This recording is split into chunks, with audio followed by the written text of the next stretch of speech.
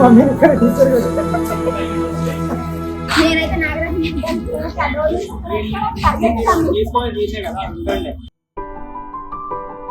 ఊరికొస్తే కొట్టాను.